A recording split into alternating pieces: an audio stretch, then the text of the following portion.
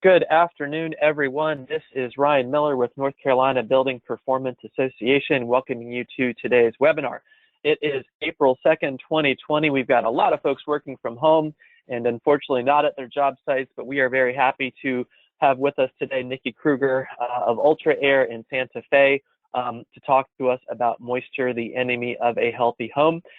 Given things going on in the world these days, we at NCBPA are very happy to be able to work with folks like Nikki to provide these educational webinars, and we know that folks are looking for new skills and new opportunities so that if they can work on those things now or maybe later on once we're through this bit of crisis time, we hope to be able to support that. So thanks for joining us today. I want to give a special thanks to our member companies and member professionals out there.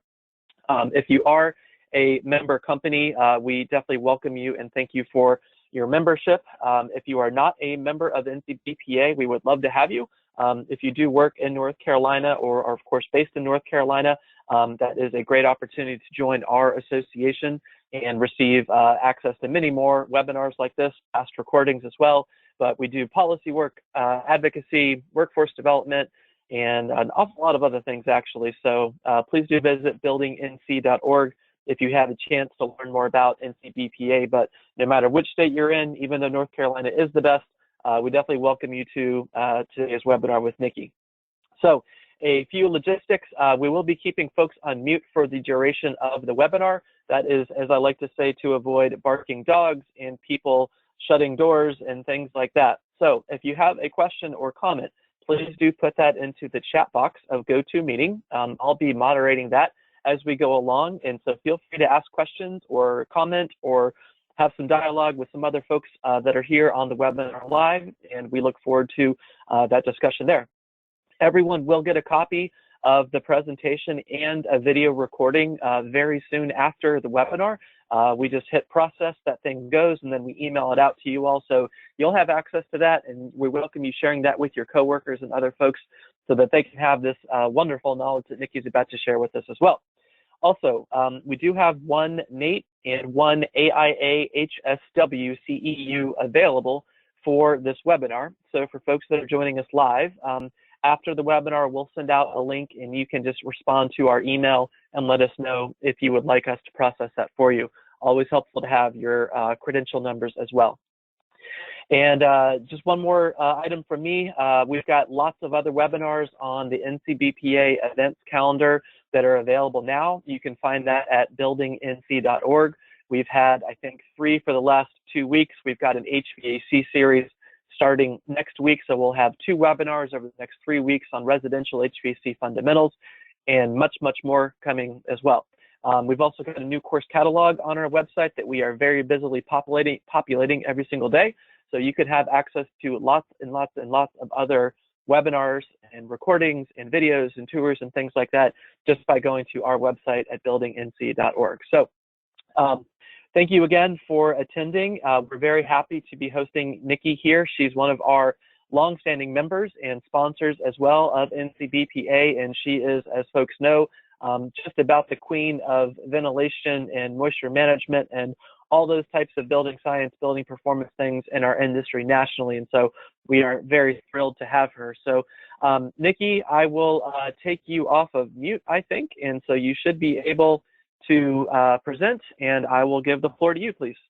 Thank you very much. Can you hear me? Yes, ma'am, just fine.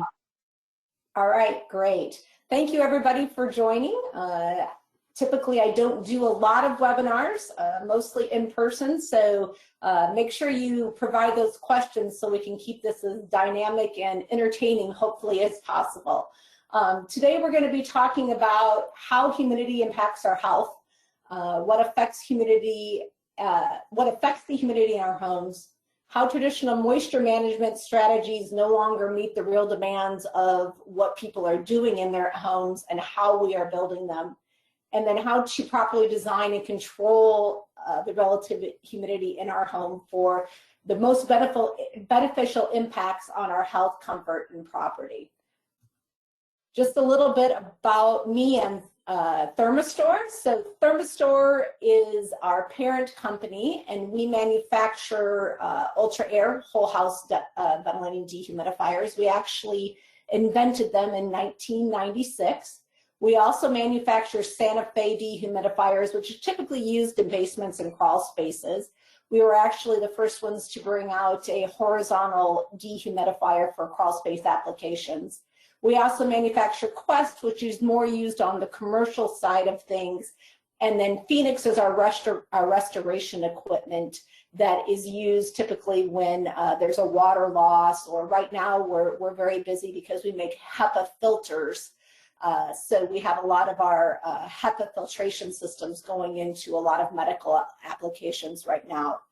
I have been in the industry about 20 years, the last 12 with Therma-Store, really focusing on ventilation and moisture control. I'm a HERS rater and also belong to several committees like spray foam and that sort of thing, just making sure that we understand building and construction practices and codes and how we can help the industry move forward. So today, we're really going to focus on indoor air quality, more from the standpoint of we've got a lot of people spending a lot of time in their homes right now. And not only are they home, but most of the family is home as well. So there's some interesting dynamics playing that we have not seen in our generation really for a long time. So we spend about 90% of our time indoors anyways, although right now I will say with the weather getting nicer in the Virginia area, I've been seeing a lot more people outside than I've ever seen. We breathe about 3,000 gallons of air a day. Adults take approximately 16 breaths per minute. Newborns obviously are breathing a lot more, 30 to 60 times per minute. Toddlers between 20 and 30 times per minute. And the average person breathes approximately 13 million cubic feet of air during their lifetime. So when we talk about our lungs and breathing, a lot of times, you know, we don't think about what we're actually taking in and how that's affecting our entire body. And oftentimes we just think about our lungs. But the reality is there's a lot of small microscopic particles that make it through our lungs into our bloodstream and are affecting our organs. So we really need to think about the air we breathe, and more importantly, when we're in our homes, because that's what we can control. So there's a gentleman named Caleb, and I'm gonna guess he tried to help me with his last name over a Facebook chat, but I'm going to guess that that's what it is. Posted this article called Ventilation, Filtration, and Humidity Control, the Holy Trinity of IAQ, in a Facebook group that we belong to, HVAC School, which is run by Brian Orr. And it's a really great resource of so much content that provided by techs in the industry, super smart techs. And I highly recommend that everybody checks that out. But in his article that he posted, it was really focusing on right now, we are in a state of prolonged occupancy of homes with our increased cooking, bathing, and cleaning. And it's going to affect our indoor air quality. People generate a lot of indoor contaminants and really create a lot of our own indoor air quality issues. And that's what I'm going to focus on today, is really how to create a healthy home so we can stay healthy. And especially if we have people in our homes right now that have respiratory issues or some sort of immune issue, that we can make sure that our homes are healthy right now when we need it the most. There are a lot of studies out there on where we should be keeping our relative humidity in order to create the healthiest environment. This study here is saying between 40 and 60%. And then they dug down even deeper into infectious bacteria and viruses and what that range should be. And they came up with 40 to 70%. So, but really what we're going to talk about for our health is how this affects our everyday lives and what we can do. So the need for dehumidification is significant. Again, health, but comfort's a big one as well. Aire has a whole guide out there on temperatures and relative humidity for optimum comfort. Our personal belongings, if you have pianos, art, anything in your home that's furniture made of wood, humidity levels are very important. And also the structure of our home. And that, a lot of times when we get into crawl spaces, attics, and basements, we need to think about what kind of humidity levels are in those spaces. So American Lung Association has a recommendation of less than 50% RH. Aire is less than 60, and that is more of a recommendation overall, but we're going to dive a little deeper into their health chart next. And then Building Science Corporation is between 25 and 60. And so we're going to dig in a little deeper also is that range. When do we look at that 25 to 60? Because we need to make sure that it's in correlation with temperatures. So this is the Aire chart that really helps us put into perspective what is affecting our indoor air environment and that relative humidity that we need to keep it. Now that 30% range is typically, that's winter time. So if we can hit 30% relative humidity in the winter time, then we prevent it from being too dry, which obviously on this left-hand side here, you can see that's when bacteria and viruses, respiratory infections, allergies, ozone production when the humidity is too low. And then on the other side, we can see, again, the health effects when humidity is too high. So we want to, the optimum range, and typically what an HVAC contractor will design for in their manual J is around that 50% range. So 50% is if you have some sort of hygrometer or a thermostat with a relative humidity control, that's at that point it's 50%. But then we also need to understand in the entire house, it could be different relative humidities depending on what's going on. So the goal is to try to keep it at 50% throughout the entire home. So mold, let's see if I can get this. Mold, spores, and dust mites thrive in relative humidity exceed 60% for a sustained period of time. And what we're going to dive into a little bit deeper here really is dust mites. So the common household dust mites have a factor in as many as 80% of asthma, hay fevers, and allergies. So typically if somebody has indoor allergies, dust mites usually is the #1 culprit for that. They're the most potent of allergens in household dust. And people are actually allergic to their droppings and not the dust mites themselves. They're microscopic and they love warm, humid places. And really the only way to get rid of them or to make them go dormant is to keep humidity below 50%, which is challenging, but we also know that adults spend about 1/3 of their time and children about half their time in their bedrooms. So usually bedrooms is a place to focus on when it comes to controlling dust mites. I know that my daughter had allergies and asthma, and it always seemed to be at night that her coughing episodes would happen. So definitely keeping bedrooms with the humidity control and as clean of allergens as possible is important. So mold is another one. We know that mold is in our environment all the time, but the goal is to try to prevent mold growth in our homes. Now, obviously the picture here is an extreme case, but the reality is this can happen very quickly if we don't implement the correct strategies to try to control moisture. But there can be a lot of health effects. Usually when it gets this bad is when we're talking about the sick building syndrome.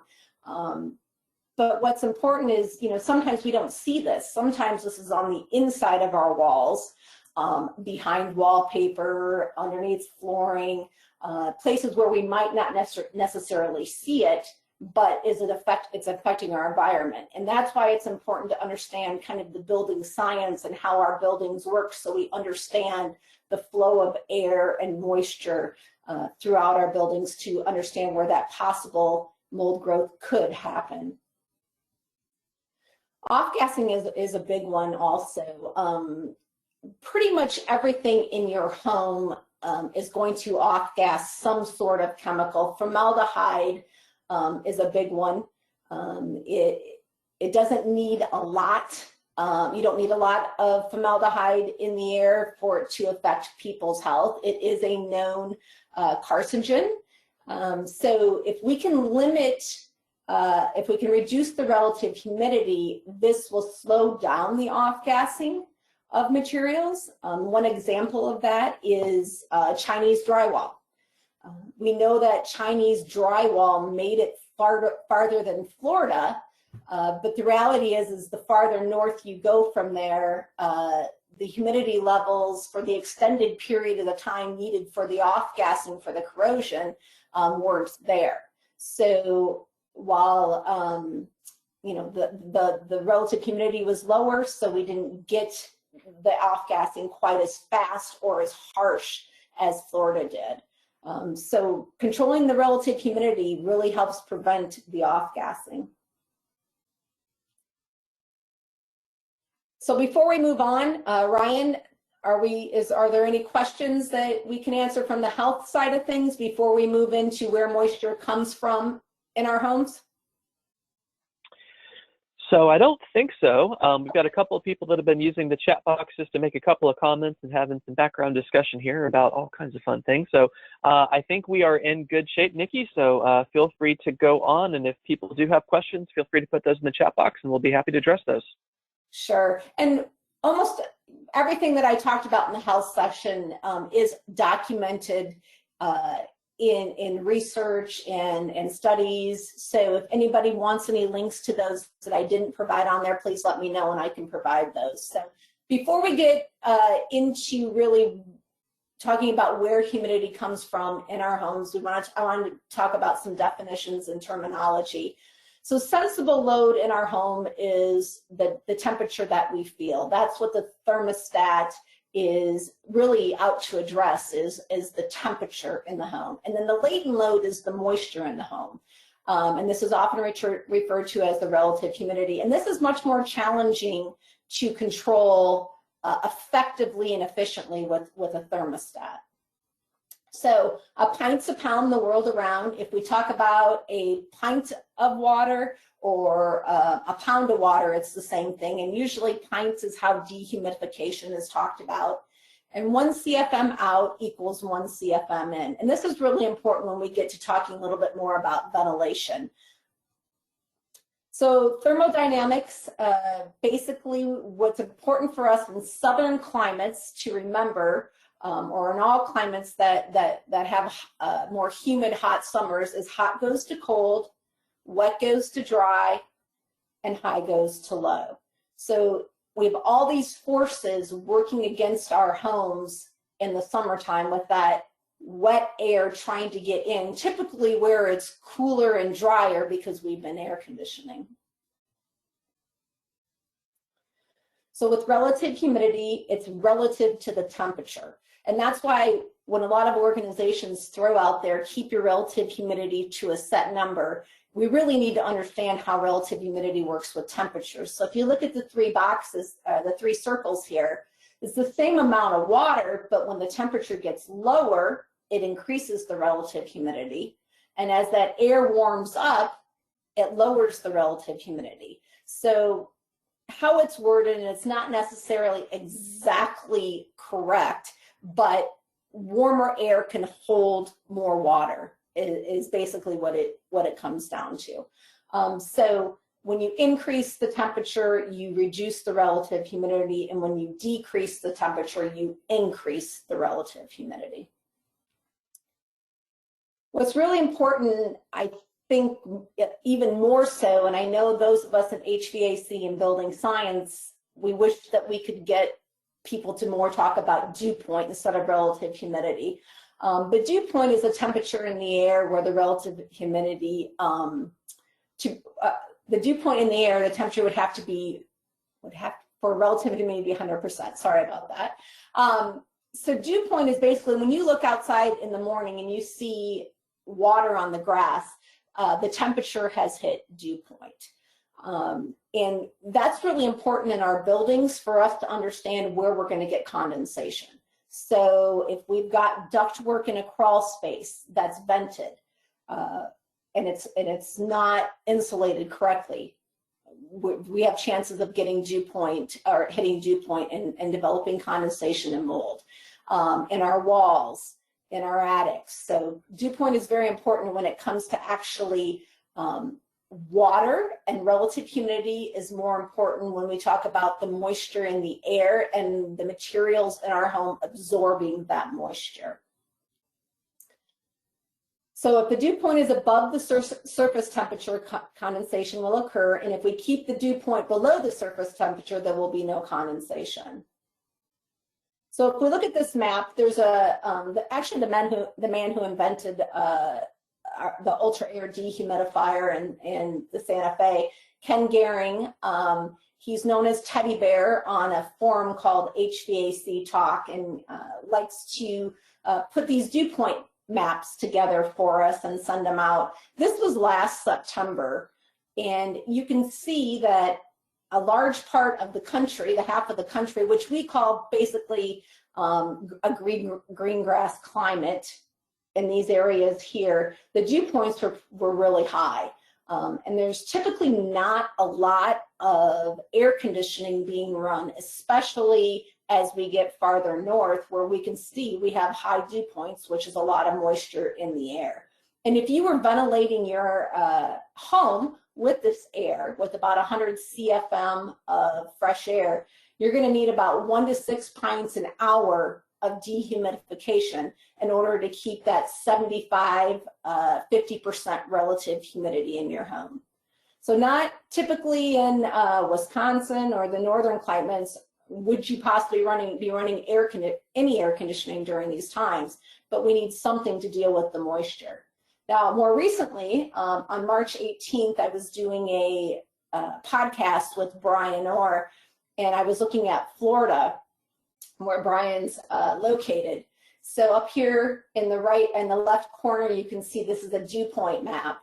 And even on March 18th, we've got, you know, a portion of the country that's starting to see these higher dew points. Anything above 55 is when we start getting into, we really have to be cautious and thinking about how much moisture is in that air.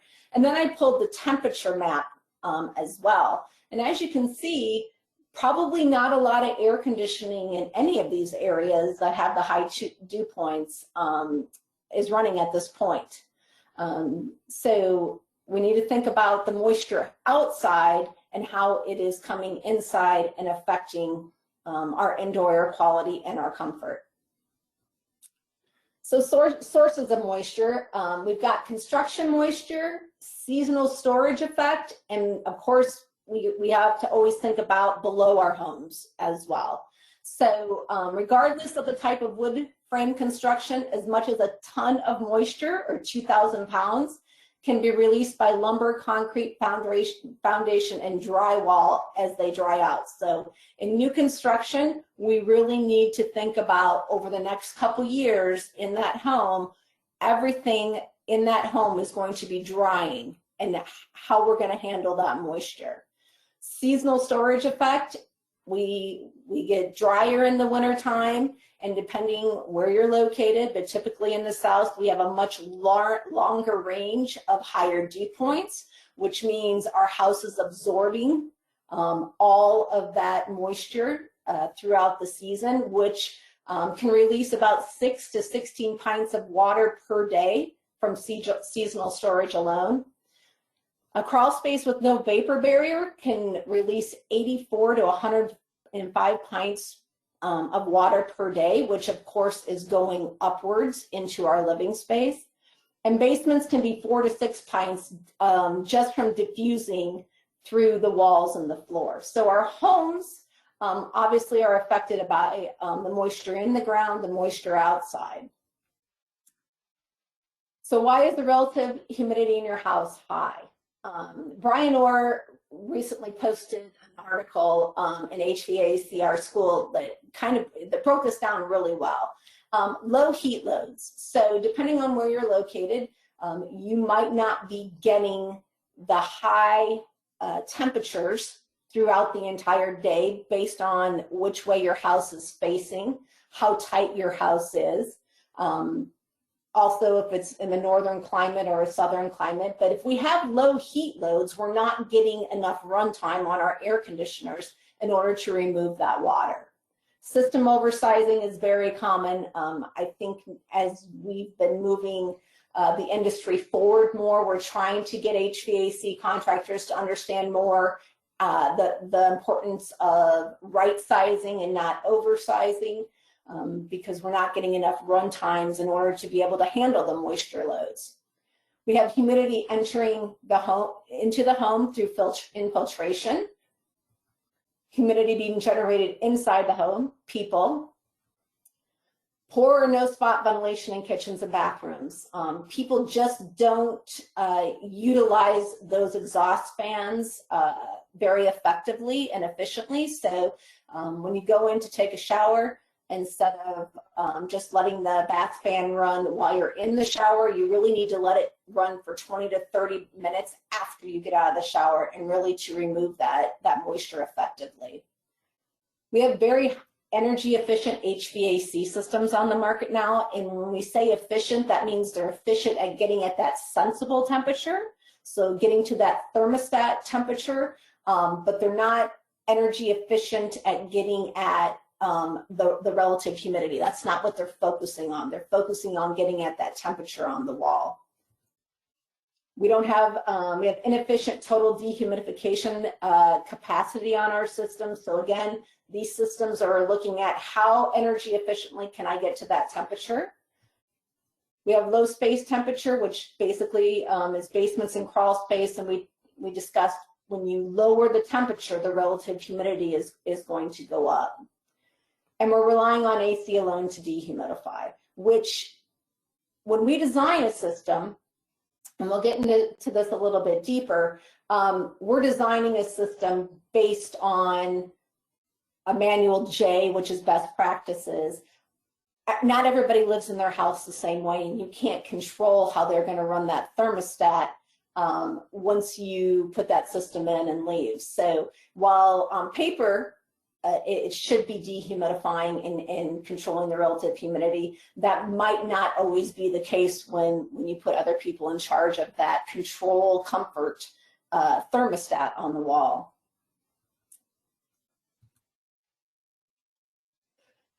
So occupants actually create quite a bit of moisture in a home, and this is just basically standard rule of thumb that people generate about a pint of water per hour. So a family of 4 would be 2 pints or pounds of moisture an hour in a home. So right now, we are seeing a lot of moisture being generated in homes. Now, when we take this is a general rule of thumb, so we can design based on this rule of thumb. The challenge is when people don't live by that rule of thumb. So this was a multifamily apartment in Virginia Beach, and this lady every week dried her clothes to save money in her apartment. So this was a very challenging situation because the HVAC system was extremely oversized, wasn't removing a lot of humidity. We're in a humid climate, and then also she's obviously contributing to the moisture load in this apartment as well. So there was mold growth in this apartment. And then we have this as well. Plants can contribute quite a bit of moisture, so everything you put in that soil to water them is going to re-evaporate back into the air.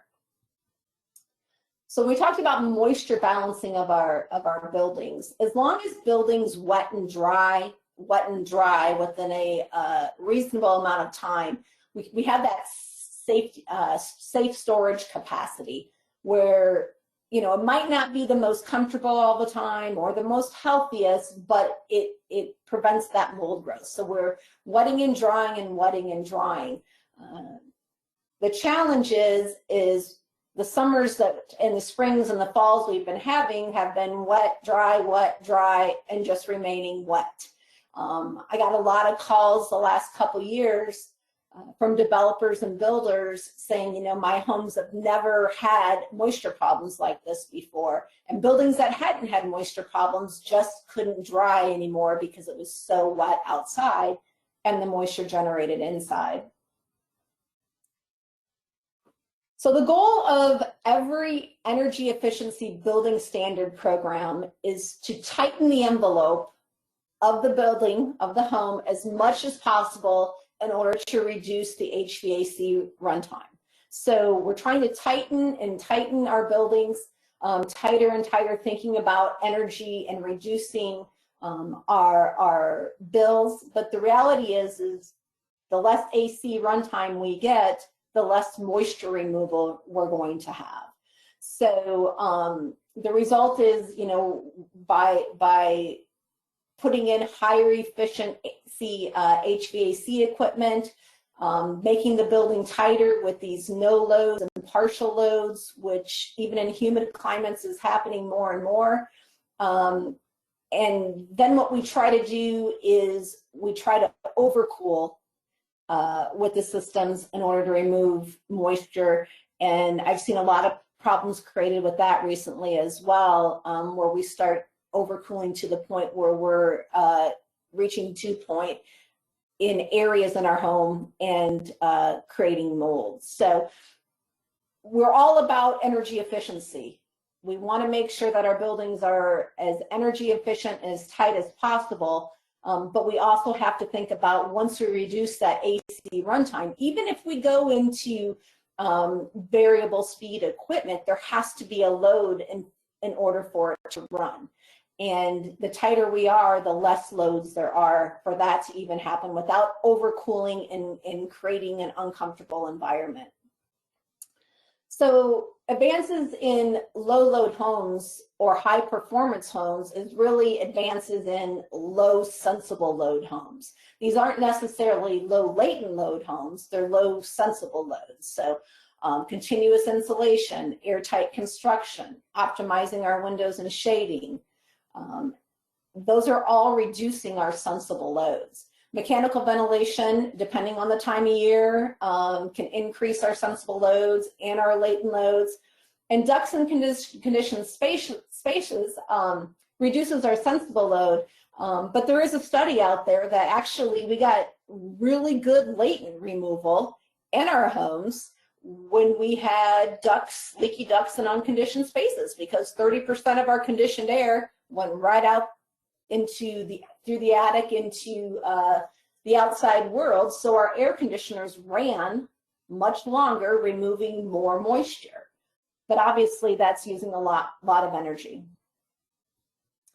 So low load homes equals low sensible cooling and heating. There's a new manual out from ACCA called ACCA Manual LLH, which is low load homes. And basically it is taking what we know from Manual J, Manual S, and Manual D and saying, you know all these manuals and their content, now we want you to be able to use this Manual LLH to design, to implement this in lower load homes. So it's a guide on how to design HVAC systems for these low load homes, which starts at about 1,500 square foot per ton is what they're considering a low load home. Now, if you live in a state that is on 2015 code or newer, you are considered a low load home according to ACCA Manual LLH, which I talk to builders in states that are on 2015 code all the time, and they would never consider themselves high performance or low load home builders. They're just building to code, but they're building really tight energy efficient homes. We also have builder programs like the Indoor Air Plus, which encourages that you use some sort of dehumidification strategy in climates 1 and portions, or climate zones 1 and portions of 2 and 3A. The challenge with this is they give you a couple options, which is a dedicated dehumidification system or controls to operate in dehumidification mode. What we need to understand about that operating in dehumidification mode is we are overcooling in order to dehumidify most of the time in order to achieve that. So again, when we look at dew points and comfort issues and potentially health issues, by lowering that temperature and increasing the relative humidity, it might not always work as effectively and efficiently as we hope. We're also seeing a lot of data out there now, and this was from 2015 even, that homeowners are willing to pay more for a healthier home. There was another study I saw that they're willing to pay more for a healthier home. I think with our newer homes now, that people expect to buy an energy efficient home.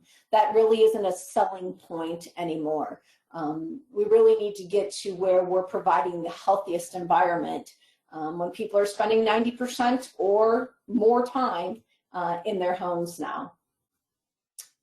All right, we can break there before we move on to how we're going to achieve this. Any questions, Ryan? Sure. Thanks, Nikki, so much. You're going through tons of wonderful information. I love how you're presenting this. Yeah, so we just had one comment from Caleb who just said, blower door assisted load calculations will help determine if it's low load or not. So just one comment there. Absolutely. Blower door testing is so important. We have to know not only how much air we're leaking, but we also need to know where that air is leaking. Recently, or last summer, I was at townhouses in the DC area that were LEED, and the third floor bedrooms had all the ductwork in the ceiling condensing. And these were 3 ACH 50 or less townhouses, and there was a humidity issue. They lowered the AC, and before you know it, we've got infiltration from the ribbon band coming in, and although the ductwork was insulated, it wasn't insulated perfectly, so that hot, humid air was hitting that super cold ductwork and condensing. So it was a small amount of air, but it only takes a small amount of air in the wrong places to cause issues. Well said. So we've got one more question from Joe. Joe's actually been on all 3 of our webinars this week, so thanks, Joe.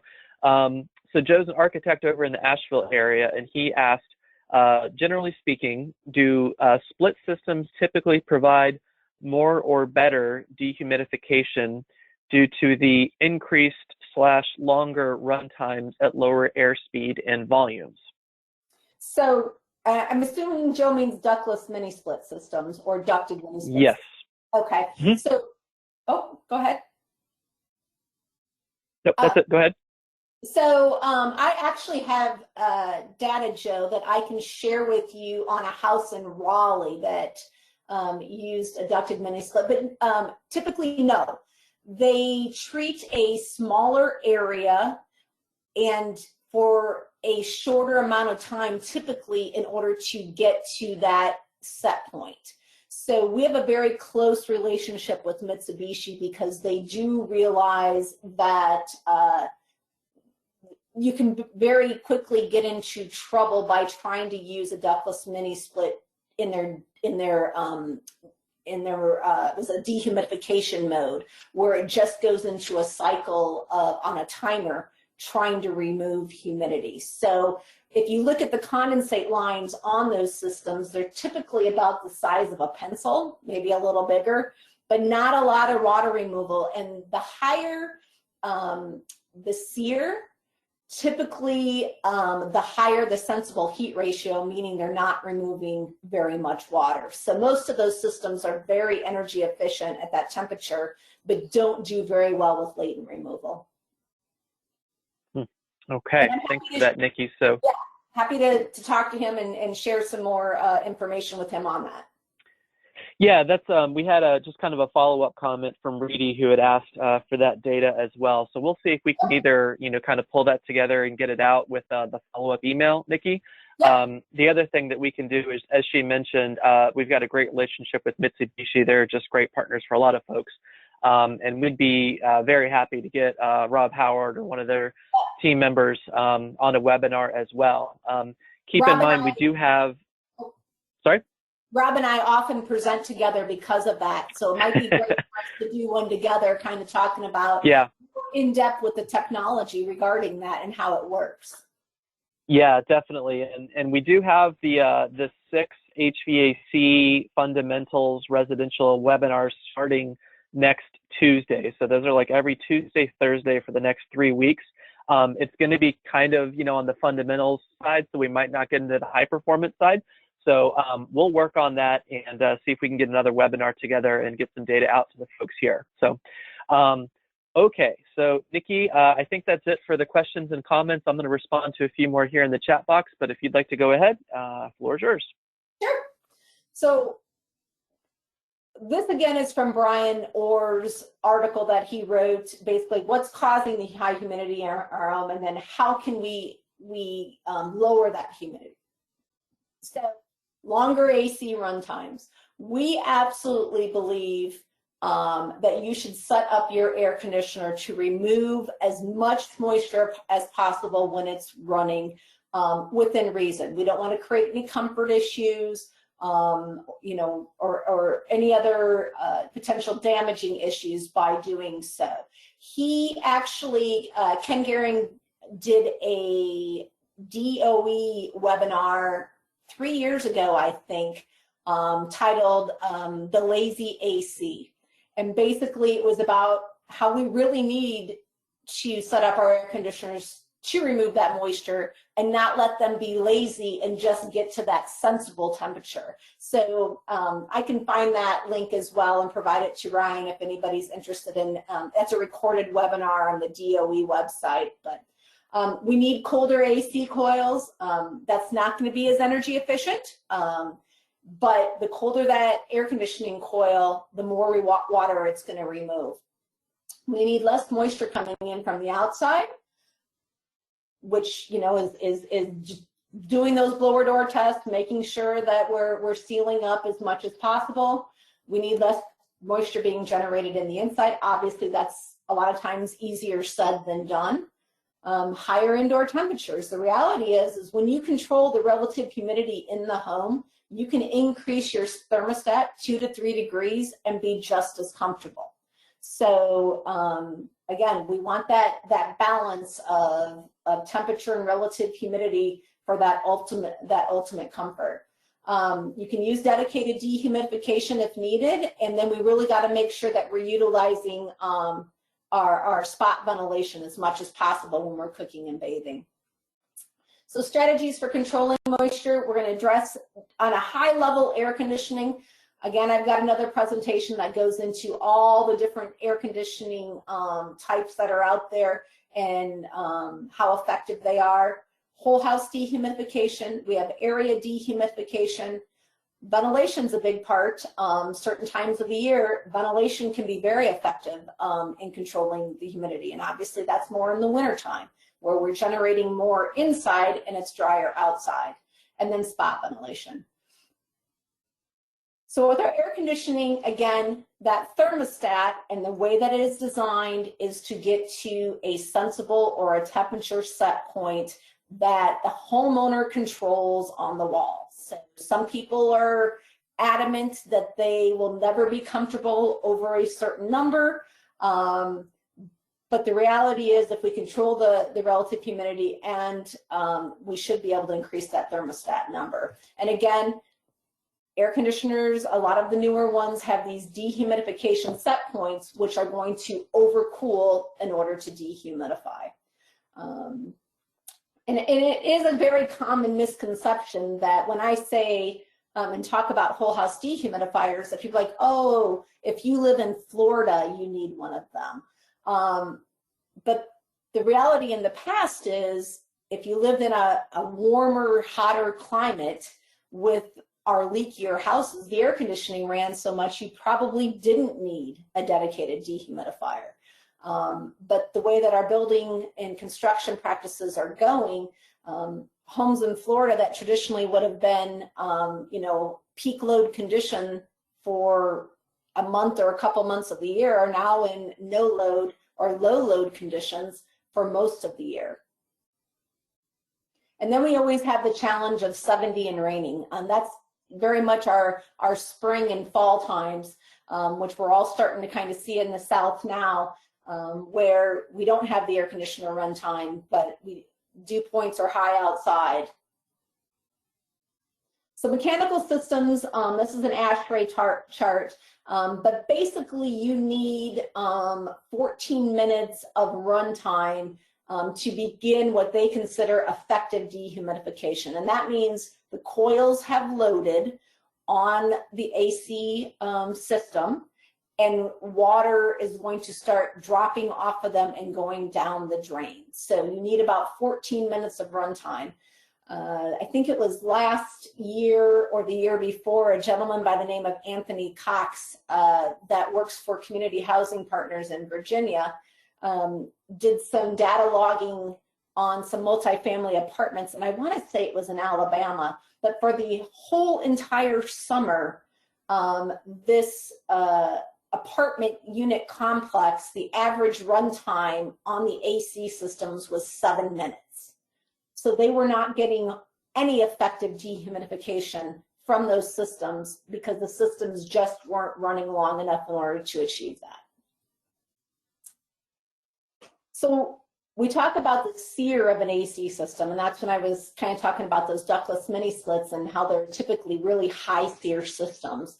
And the higher the SEER, the more energy efficient it is at getting at to that temperature sensible set point on the thermostat. But the challenges when it comes to water removal with these systems is there are larger coils, and they're not very efficient at getting to cool temps quickly, or they're very efficient at getting to a cool temp quickly, which is less runtime on those ACs. And these coils typically hold about a pint or a pound of water per ton. So 3-ton system, you got 3 pints of water on those coils. 5-ton system, you got 5 pounds of water. The coils don't get as cold as the older AC systems, so there is less water going down the drain. And one of the ways that they get their higher SEER rating is once the compressor shuts off, the fan runs 1 to 3 minutes after. So what they're getting points for is what is called evaporative cooling, which if you're in Arizona, evaporative cooling isn't a big deal. If you're in North Carolina or Louisiana or Georgia or even in Virginia, we don't really want that evaporative cooling. We don't want the moisture on those coils being re-evaporated into our air. So, but that's one way that they get a higher SEER, and that can increase the relative humidity up to 10%. So basically, all the work that we just did, removing moisture, can be put right back into the air as soon as the compressor shuts off. So best practices on the HVAC side of things is we take the design into indoor cooling temp, which here we have 78, which that, like Florida Solar Energy, they recommend that houses be set at 78 degrees. Anywhere in the South, I don't know if that's really realistic. I think most of the time I see a design temp of indoors for around 75. Our outdoor cooling temp is 93, so that's our peak load temperature is 93 degrees outside. And then our goal for the indoor relative humidity is 50%. So we got 4 people in our house.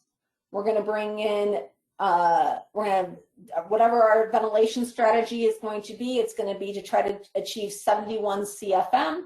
And then this spits out our total cooling load, which is broken down to sensible and latent. And the reality is, with our building construction practices, these sensible and cooling, or these sensible and latent loads are getting much closer. We're not seeing the drastic difference in our sensible and latents. Our sensible loads are going down, and our latent loads are potentially staying the same or going up.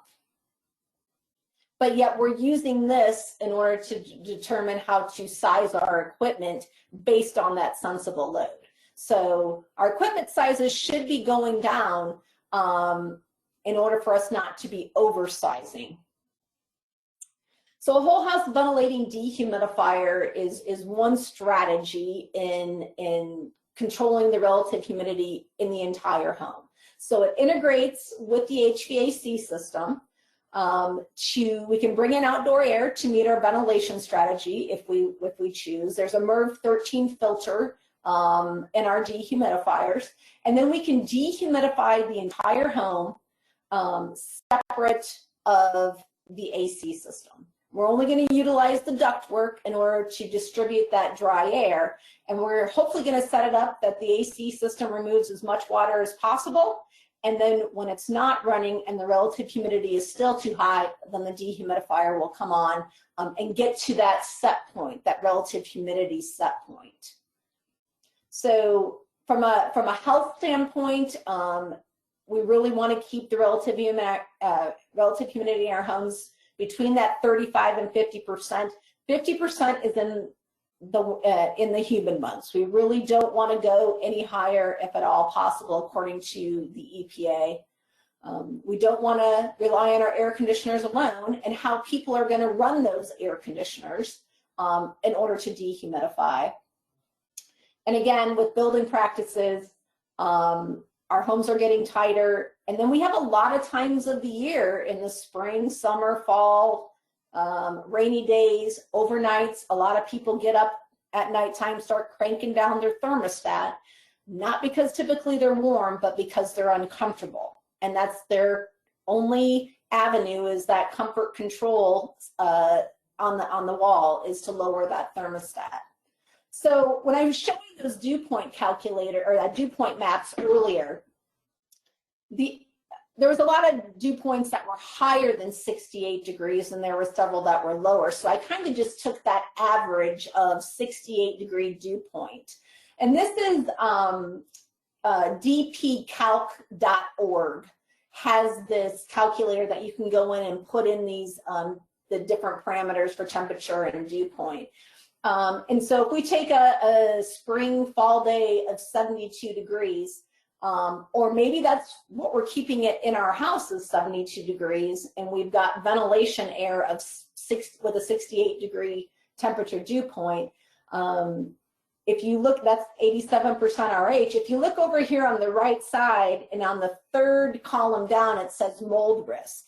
And that's letting us know that basically we've got about 5 days till we potentially could experience mold, which we know there are long periods of time, depending on where you live, where these potentially are the conditions outside and in the home.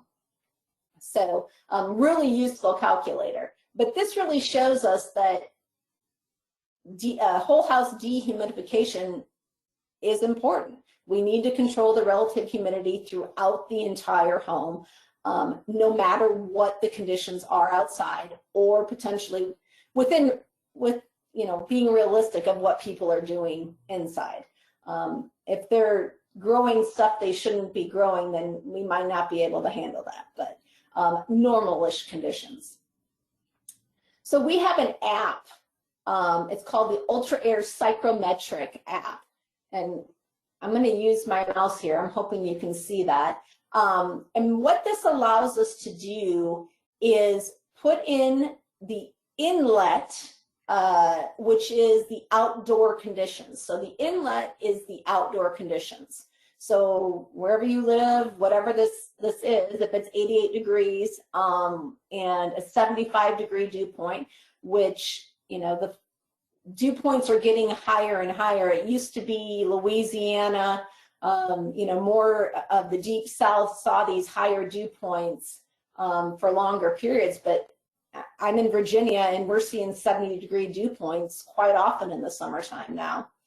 The outlet is what you want it to be in the house. So I want it to be 74 degrees, and typically Aire recommends that you stay at a 55-degree dew point in your house, which is 52% relative humidity. And the flow is your ventilation rate. So I'm going to bring in 100 CFM or exhaust 100 CFM. Even if you're exhausting, you're sucking in that 100 CFM from somewhere else. And if you're in the south, this exhaust should not be your ventilation strategy.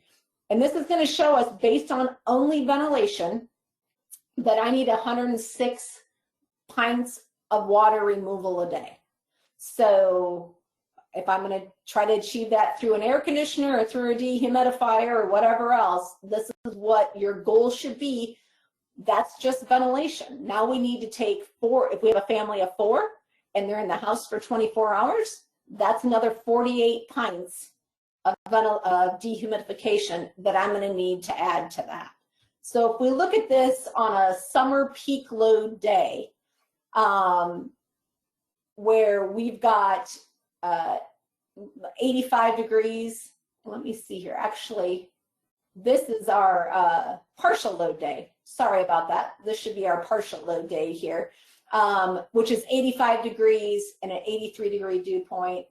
We're going to need quite a bit of dehumidification here. And this should be 93. So this is our peak load day here. The temperature just isn't correct there. If we go to the partial load day, well, let me go back here.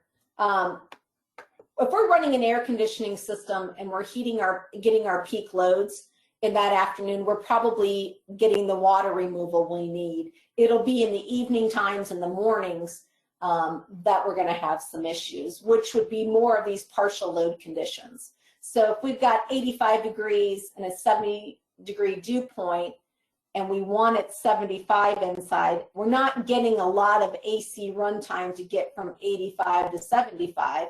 And it takes, especially in our newer homes, temperature changes are very gradual in our homes. I think I read recently that it's like a degree an hour in temperature change when the AC is not running.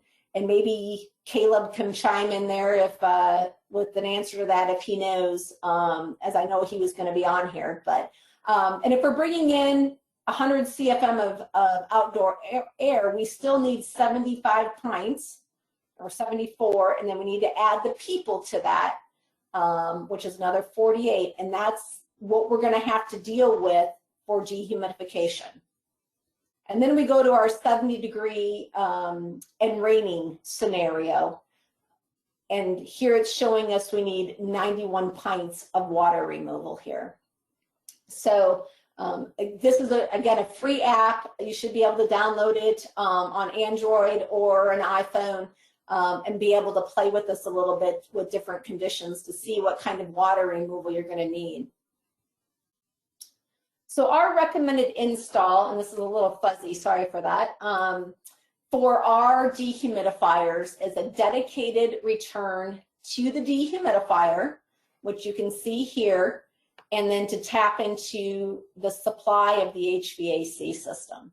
All of our units, except for our smallest 70-pint unit, has a dedicated fresh air ventilation duct on it. The 70-pint is just super small. It's like 12 by 12 by 22. So you have to tie into the return with that fresh air to bring it in through the dehumidifier. But when you set up the dehumidifier this way, this allows us to run completely independent of the air handler. You do not have to run the fan on the air handler when the dehumidifier is running. So again, we'll let the air conditioner run to get to that temperature set point. It shuts off. The dehumidifier senses that it's by the controller on the wall, which either can be a thermostat that has relative humidity And if you're going to use ventilation into that thermostat, or we have a controller that you can purchase as an accessory to go with the dehumidifier.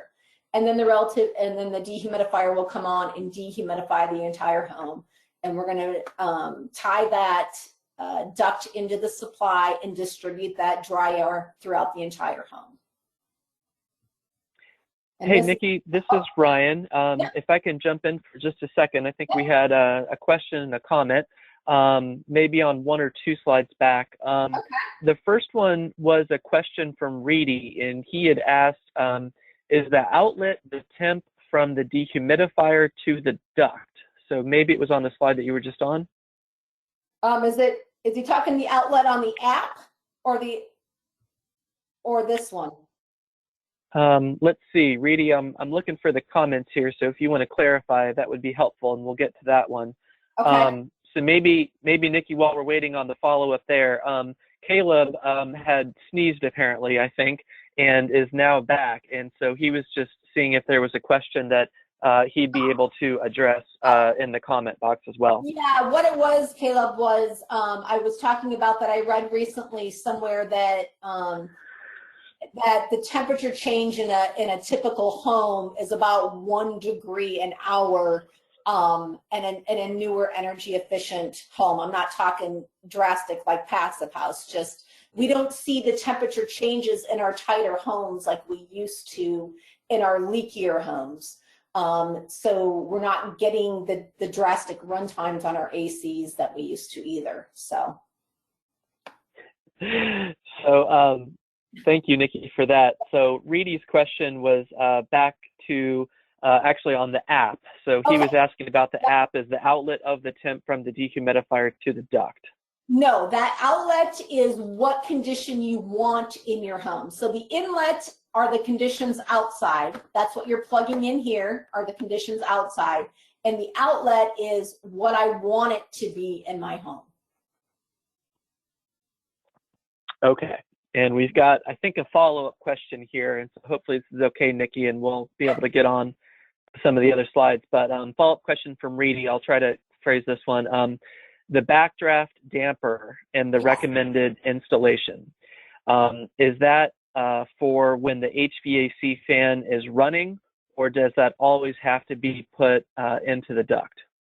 So yes, so if that has to be put into the duct if you're going to install it this way. So when the AC is running, you're not pushing cold air down through the dehumidifier, and basically we'd be coming out the return of that dehumidifier. So it's in order to make sure that that cold air from the air handler is going all the way down through the supply to the rest of the house. Okay. And he says, great, I understand, thanks. Wonderful. Okay. Great to have this feedback from folks. Thank you guys all for the questions and comments. This is really helpful. And as Nick and I were kind of chatting before we got started, it's always nice when you can't see people's faces to make sure that we have some comments going back and forth. So we do appreciate that. All right. Okay, Nikki, it looks like we're good. So you can go ahead. So I'm going to show kind of how this works. Now, this video here is showing one of our Ultra Air XT models, which is they're larger units, that utilize a heat exchanger inside in order to allow us to pre-cool the incoming air, get to dew point faster, and ultimately remove more water using less energy. So that's what you're going to kind of see here. So we've got dedicated air coming in from the return to the dehumidifier using the fan inside. And this ductwork is not perfect, so I don't want to hear any comments about all the kinks and curves in that ductwork. I understand that. So here we're showing that the air is coming in to the dehumidifier into the heat exchanger. And then we're going to go through the evaporative coils, take out the moisture, go down the drain, and then we're going to go back through the condenser and into the supply air, which is going to come out and then be delivered to the entire home. So next we're going to move on to area dehumidification, and this is our Santa Fe brand of dehumidifiers. And this unit right here, you'll see that we have this one features dual exhaust on both sides. So this allows us to get better air distribution through the house. So we're going to talk about crawl spaces and basements. So controlling humidity below the home is extremely important. 50% of the air in a home starts below the home, so it's coming from the crawl space or basement. Usually, especially in crawl spaces, but I've been in a lot of basements where we have mold, bacteria, insects, cockroaches, lots of stuff that's linked to respiratory issues and asthma that is in that air going up to the home. And again, air rises, taking all that with us, and it's going to affect the indoor air quality. I get a lot of questions about what should I put in my home? Should I put a whole house dehumidifier? Should I put a crawl space and basement? I say monitor. We always want to monitor our homes to really understand what our problems are. A dehumidifier is not going to fix everything. So if you've got a super leaky house, you've got bulk water issues, a dehumidifier probably isn't going to fix that. We want to make sure that we look at the house as a system and that we are installing it to be as successful as possible. So you might need to know where your air leakage is and fix that before we put in a dehumidifier. We need to understand what your ventilation strategy is. If you're running continuous exhaust ventilation in a humid climate, you need to stop that. That's usually one of the first recommendations I have. Again, 1 CFM out is 1 CFM in. So if you're exhausting on the 3rd floor and you've got a vented crawl space that's not encapsulated, obviously it's still vented, you're sucking in air from the bottom of the house for every exhaust ventilation you're using in the upper part of the house. So your 100 CFM kitchen hood goes on, you're sucking in air from somewhere else. So it's really important that we understand how the house works as a whole to be able to implement the correct dehumidification strategy. If you have a lot of moisture in your crawl space, I would say you start with encapsulating your crawl space to see potentially if that will help the rest of the home. If you have really high humidity in your basement, and it's a cooler space, just like a crawl space, you might want to implement using a dehumidifier in your basement to see if that's going to affect the relative humidity in the rest of the house.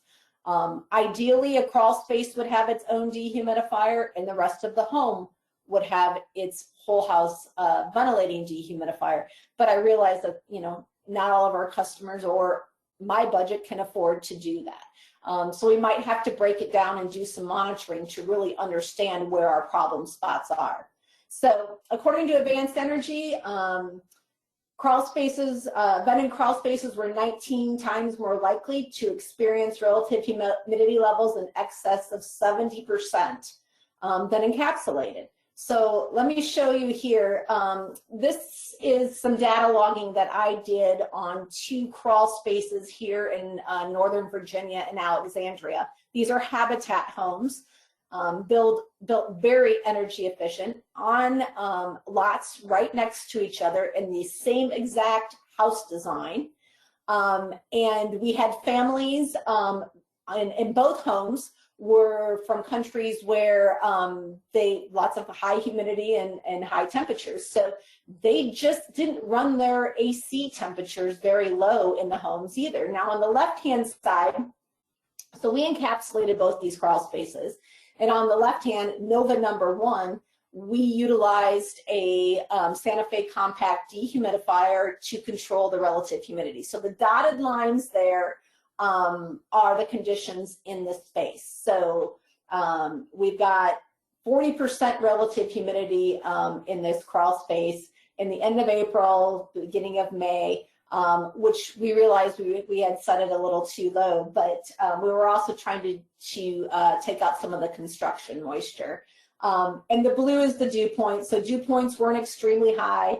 outside, but we did keep it right where we set it. If we go to the right-hand side, in Nova 2, we utilized another crawl space condition strategy, which is in code, which allows us to supply some of the air-conditioned air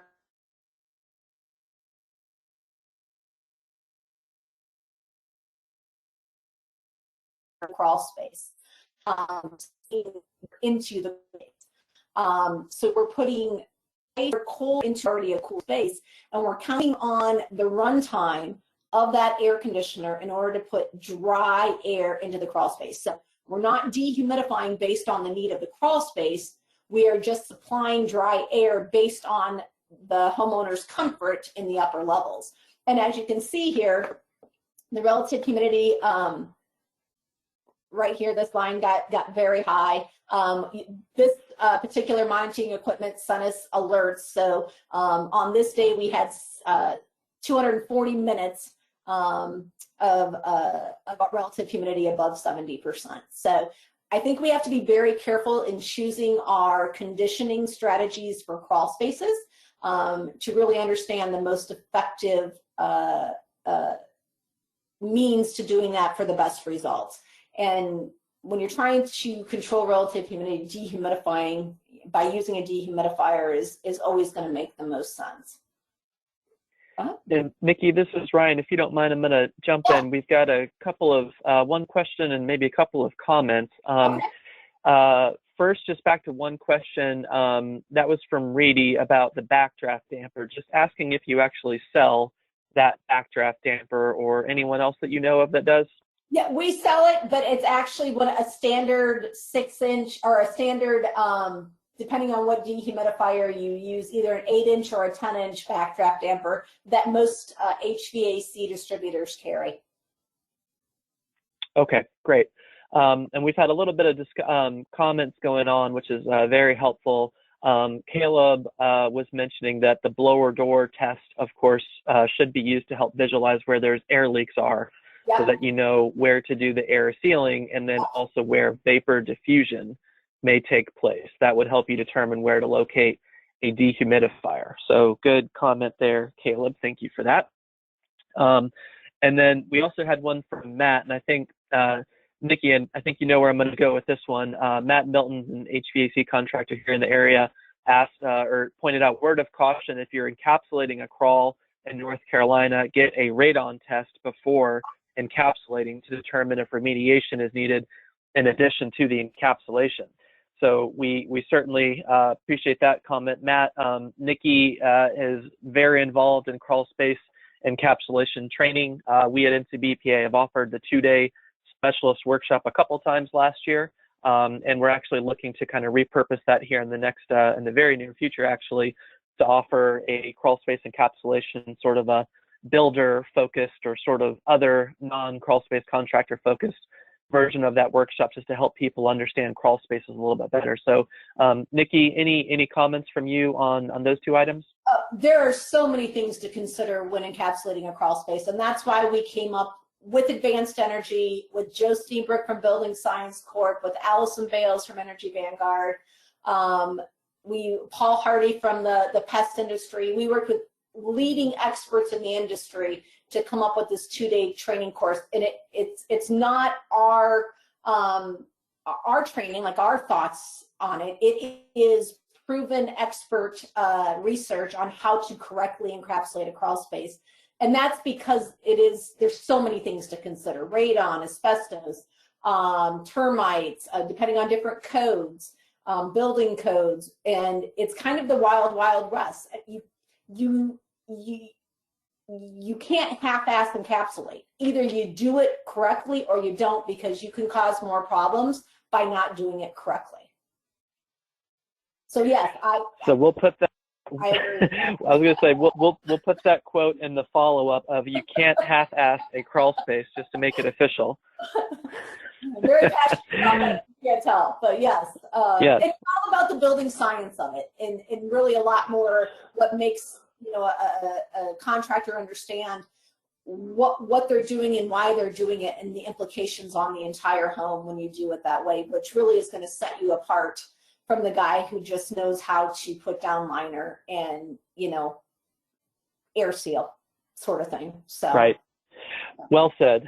So yeah, there's lots of more science behind crawl spaces, and that is its own thing. So I think we'll move on, but certainly take that as a note to follow up on crawl spaces a little bit more with our webinars and workshops. So Nikki, back to you.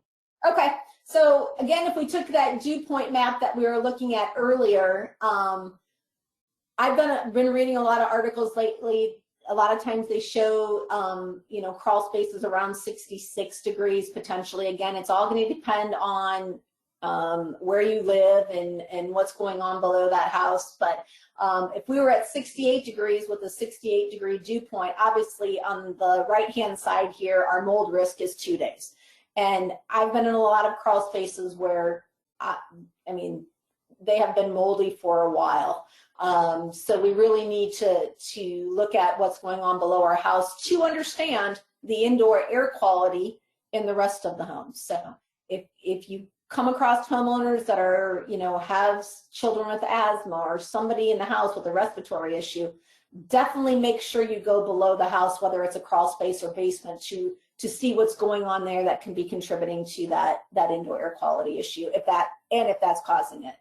So basements, I know in the South, not a ton of basements, but there are some for sure. And research shows that if you're not using a dehumidifier in the basement, spring, summer, and fall months, the relative humidity is between 65 and 75%.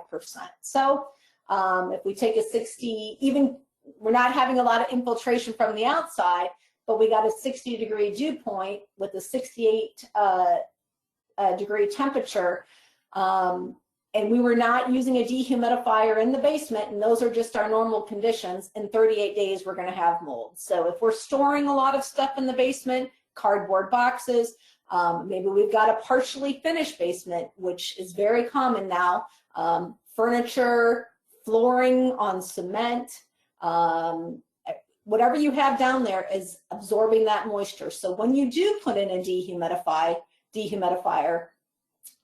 to a crawl space or a basement that's had a long time of that moisture loading, that dehumidifier is going to run a lot at first until we can get that humidity removed from all those materials and get to that equilibrium of whatever we set it at 50, 55%. Crawl spaces, we typically say 55%.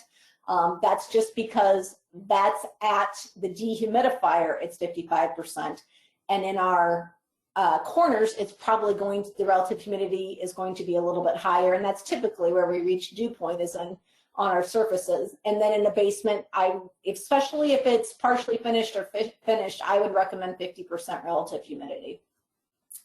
So what's the opportunity? So I really dove into, as contractors, what is the opportunity for you to present dehumidification to your homeowners? So here's from the U.S. Department of Housing and Urban Development. This is from 2018, and they were talking about, okay, this is the number of, in thousands, how many new homes were built in 2018. And this is, actually, this is for the South. And in this, they just categorized it all as the South. And of those 448,000, 35,000 were built with a partial or a full basement. This is interesting. A lot more houses are being built on slabs, which this would be your whole house dehumidification solution immediately. And then with crawl spaces, how many were built with crawl spaces? All these are opportunities for dehumidification in newer homes, for sure. Obviously, we have a lot of, I think there's, I don't even remember the number off the top of my head. I want to, how many existing homes with crawl spaces, but there's a lot of them that need help. But this is a tremendous opportunity to be presenting dehumidification to your homeowners. So if we go down here, this is from the U.S. Energy Information Administration. This is a study that is out there, and these are housing units in millions. And here's all of the houses in the U.S., and then they broke it down into different, the South down into different regions. But it shows us in 2018 the number that did not have dehumidifiers. So there's a tremendous amount of opportunity to educate yourself on the need in homes, what to look for, and we've got a whole presentation on what to look for in a home and how to present dehumidifiers to homeowners that, if you're interested, we can talk about as well. But there's a lot of opportunity. And then what was interesting to me is they went into, on the left side, summer indoor daytime temperature when someone is home. And I'm really interested in this box here. If we added up those three columns in the total South and looked at how many people are keeping their thermostat below 74 degrees, typically it's because they're trying to address the thermostat to for another situation. I mean, it's humidity or something's going on that they're not comfortable. Because if you had the correct humidity of around 50 to 55%, and you're at 74 or above degrees, you should be very comfortable. Again, there's extenuating circumstances where that might not be the case, but that's a lot of people that seem to be overcooling for a reason. Whoops, why does this keep changing? And then if we go over here to the right, the summer indoor temperature at night, which is even higher. So a lot of comfort issues at nights. I know a lot of people like it cooler, which is understandable. But again, when we cool down the temperature, we're actually increasing potentially the relative humidity, especially if we're not getting a lot of runtime. So that was really addressing single family opportunities. We also deal with a lot of multifamily housing, market rate, affordable, senior, student housing applications. And this was a case study that we did in 2017. It was in Climate Zone 4, Virginia. It was fairly new construction. It was built to one of the high performance energy standards this was actually affordable housing. And they used two-stage cooling equipment because they were convinced that that was going to help them manage their humidity issues with having to be required to bring in continuous ventilation air as well. So by 2017, they had several units. You had seen this picture before. They had several units in one building that within a week, the walls were completely covered in mold. And basically, all of the systems were extremely oversized. They were in order to get to that two-stage on 700 square foot apartments. So when we went into this one, it was almost 75% RH, 66 degrees, and that's because the homeowner or the resident was uncomfortable and she just kept cranking down the thermostat. And she wasn't the only one. Again, there was 5 of them in this building. I think it was about 25 units in this 20 units in this building, and within a week, 5 of them were like this. So they had to move everybody out. They had to remediate. And then what we did is we have an in-wall dehumidifier. So these units all had laundry rooms located right off the kitchen there into the open area of the living room. And so we were able to put these in-wall dehumidifiers in. We ended up on the lower right picture, we have a panel backing that goes over that back opening there. But that's just to show you there that we went through both sets of drywall there. but that's a 2x4 stud wall. The unit's only 5 3/4 inches thick, so it can fit inside a 2x6 wall. But typically we're putting these on mechanical closets in apartment buildings, so we can go through the drywall and just tie right into the drain of the condensate line in the mechanical closet, and then also plug in there. And they do have come with 2 sets of screws, tamper resistant screws. So once on the inside, you put it at whatever relative humidity you have behind that white panel there, and then you can put the tamper resistant screws in. And basically, like most dehumidifiers, you should be just setting it and forgetting it. People really don't need to mess. If you set it to a certain relative humidity, it only is going to come on when it gets above that. So we've actually, this ended up having 120 units total at the property in different buildings, and they ended up putting a dehumidifier in every single unit. They disabled the second stage on the AC systems, and so far we've been very successful. We've monitored these. This unit here, you can see once we put in the dehumidifier, this solid blue line here is the indoor relative humidity, and the solid green line is the dew point, and then the dotted lines and then here's the temperature. So she did put her temperature back up there to a comfortable around 74 or 75 degrees. And these are the conditions outside. So we had a lot of days where it was raining and it didn't affect the inside of that unit. And they are running continuous ventilation in these units, supply ventilation when, no exhaust ventilation, sorry, in these units. We try to get them to convert, but obviously in multifamily, that's a very expensive proposition, going away from exhaust only ventilation. So this was a very good solution for them. So we're talking about ventilation here. It's a good segue. So ventilation, obviously exhaust, we're pulling out, which means we're pulling in air from somewhere else. Supply ventilation, we're supplying. In a humid climate, you typically want a slight positive pressure from supply ventilation, which is what our dehumidifiers do. And then we have balance, which is our ERVs and HRVs. I'm going to kind of fly through this a little, but I will make sure that everybody gets this presentation and you can read this. What I want to get to, since we're running over on time, is an ERV, because we get this question a lot. And ERVs will lessen the load.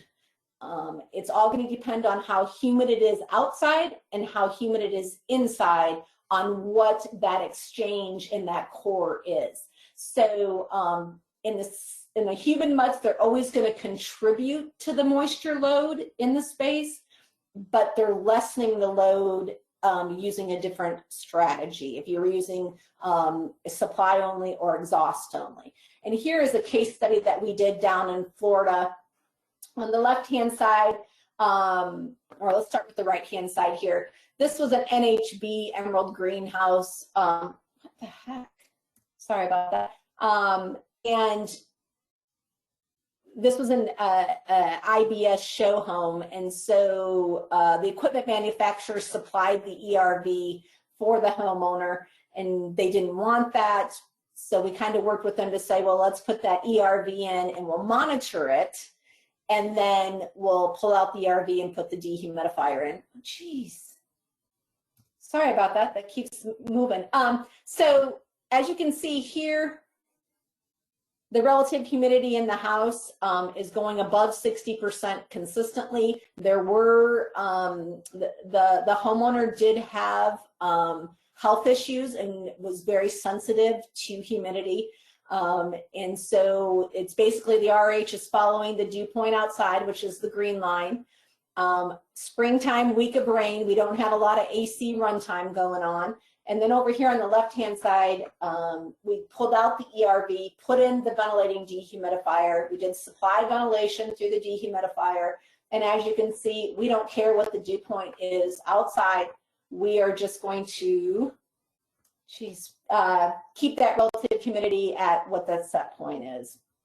And there's a study out there done by Armin Rudd for the DOE that basically states that ERVs are ineffective in keeping indoor RH down during floating hours when the difference between the indoor and outdoor absolute humidity is very small. So floating hours are basically our mornings, evenings, when we're not running drastic temperature or humidity differences in our homes versus outside. Spot ventilation, I'm not going to spend a lot of time on it, just do it. People have to take responsibility of their indoor air quality as well. And using exhaust or ventilation strategies in our bathrooms and kitchen are very important. So just do it. I'm not going to spend a lot of time on filtration, but again, our units do utilize MERV 13 filtration. So we're getting down to, very small particles that are being filtered from the outdoor air coming in, and then also when we're running that dehumidifier, we're also filtering that inside air as well. And that's the same for our Santa Fe units as well. So, I mean, that air that's coming from the crawl space or basement is being filtered before that 50% is being infiltrated to the upper levels of the home. Electrical usage is always a big concern when it comes to dehumidifiers. Red Calc has this ventilation electrical usage calculator that's free on their website. I put in 580 amps, which I think, if I remember correctly, that is our Ultra Aire 70-pint dehumidifier. So if you were to run that dehumidifier, that might be our 98. I'll have to check on that. But if you were running that dehumidifier for 210 days and you ran it 20 minutes out of every hour during the day, and your cost per kilowatt was 13 cents, it's going to cost you $126 for 210 days to run that dehumidifier. Now, depending where you live, the homeowner's lifestyle, that dehumidifier might run more or it might run less. But I just put 20 minutes of every hour to kind of give us an idea of what that could look like. And you can go on and play with that. And we have all of our watts for our units listed on our websites for Santa Fe and Ultra Aire to figure out the electrical usage. In the words of Dr. Joe Steenbrook, you cannot energy conserve your way to dry. So I know everybody wants to come up with different strategies to try to dehumidify without using a dehumidifier. I was at one of his passive house conference presentations, and people were very concerned about putting dehumidifiers in their very energy efficient homes. And he explained it that basically you're taking 10 steps forward and 1 step back because you can't energy conserve your way to dry. So that was a great quote. Traditional practice, if you needed a dehumidifier, it was viewed as a Band-Aid, and fingers started pointing. I train a lot of builders and talk to them about dehumidifiers, and everybody wants to point a finger if you need a dehumidifier. But the reality is, if we're building these homes tight and reducing the AC runtime on them, and we're sizing the system according to Manual J and bringing in the outside required air, we are probably going to need a dedicated dehumidifier in order to dehumidify the home. And of course, we need to encapsulate our crawl spaces to stop that infiltration below as well. So if you need a dehumidifier, you did everything right. And that's a wrap. Okay, well, thank you so much, Nikki, for all that wonderful information so much. I'll let you catch your breath here for just a second. We've actually had quite a bit of dialogue going in the comment box, and our friends Caleb and Matt have been answering some questions and comments from Joe, the architect over in Asheville. We've had some good discussion going on about some different options and things like that. So I appreciate all that discussion there. So we'll stay on for just a couple more minutes here with Nikki and see if anybody else does have questions through the chat box while we're just waiting for those as well. Just want to say thanks to everybody for attending live, of course, and then anybody listening in later on. We will be getting the recording out and presentation this afternoon, so you should be getting that in your email. And of course, we have more webinars coming up again on NCBPA website, buildingnc.org. So Also, if you'd like to voice a question or offer something to the discussion, feel free to take yourself off of mute if you're able to do that. If you need help getting off of mute, go ahead and put a message in the chat box and I will unmute for you. So Nikki, while we're maybe waiting for a couple of questions, you've covered a ton, so I don't need to ask for anything more, but just any other, resources or just kind of helpful information, something that's kind of sticking around with you right now that you want to share with the group while we have a couple minutes here?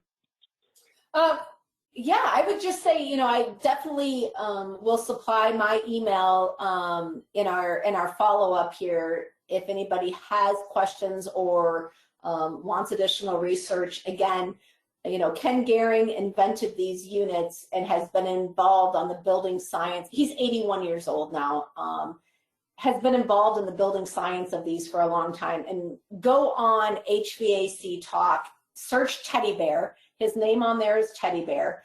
And he answers questions all the time. He'll answer your questions. But what I truly respect about him is he will be the first person to tell you when a dehumidifier is not going to solve that problem. And again, that comes back to there's much more to look at, and we got to understand how to apply these correctly in order to make them successful. Great. Well, thank you for that reference, Nikki. Yeah, we've got a couple more comments just kind of coming in here. I'll just read off a few of these. So Reedy had said, we usually install our dehumidifier with the intake pulled away from the house return and the dehumidifier supply put in the HVAC return. I know this isn't the recommended way, but how effective do you think it is to do that? Nikki, do you have a comment on that? Oh yeah, there is a study done by Florida Solar Energy that they put out July of 2018 that says that's the most ineffective and inefficient way to install a dehumidifier. That being said, we have that install in our manual because in some retrofit situations you have no other choice. But what they stated, or what their research showed is basically you're heating up the coils on the AC system, which reduces the amount of water the AC's removing. And so it really is taking away your maximum amount of dehumidification that there is in the house. Plus, you got to use the fan on the air conditioner when you're doing that to move that air as well. So we really want to make sure that if at all possible you don't do that, that we do have recommendations for that install because we know sometimes it has to be done that will make it more successful. I actually had a call from a contractor last year who called and said, listen, we just put your dehumidifier in and the RH actually rose in the house a week later. And again, another reason for that is because when that AC system shuts off and the dehumidifier runs, or even with that AC is running, we're blowing all the water off those AC coils and re-evaporating that water back into the house. So that's what was happening. The first thing I said to him was, you did a return-to-return install, didn't you? And he said, yeah, and that's what happened. So we were blowing all that water off the AC coils back into the house, and then we ended up increasing the relative humidity in the house. So I can, there's that, like I said, that Florida Solar Energy study, I can provide that to anyone as well. It's a really good read. Okay, that sounds good. Thanks, Nikki. Yeah, we sounds like we've got a couple of resources that we'll be able to either include in the follow-up email here or later on. We've certainly had great discussion, a lot of good questions here. So it sounds like we'll need to do some sort of a follow-up here and maybe get the folks from Mitsubishi on board as well. So so we're an hour and 40 in, so I think that we'll wrap it up there, and then we'll take some more questions offline. We'll provide Nikki's contact information, of course, and then just make sure that we can support and answer questions from folks no matter how they have them. So I think that'll do it for today. Nikki, any final questions, comments? No. Thank you everyone for attending, and please reach out to me if we can be of any assistance. All right, that sounds great. Well, thanks everybody again for all your participation, and thanks to the folks that were answering and asking questions. We always appreciate that. And be on the lookout for an email from us. Should be in about 2 hours or so. And if you're listening in later on, get in touch with us and we'll be happy to provide some more education as well. So thanks everybody. Enjoy the rest of your day and stay safe out there.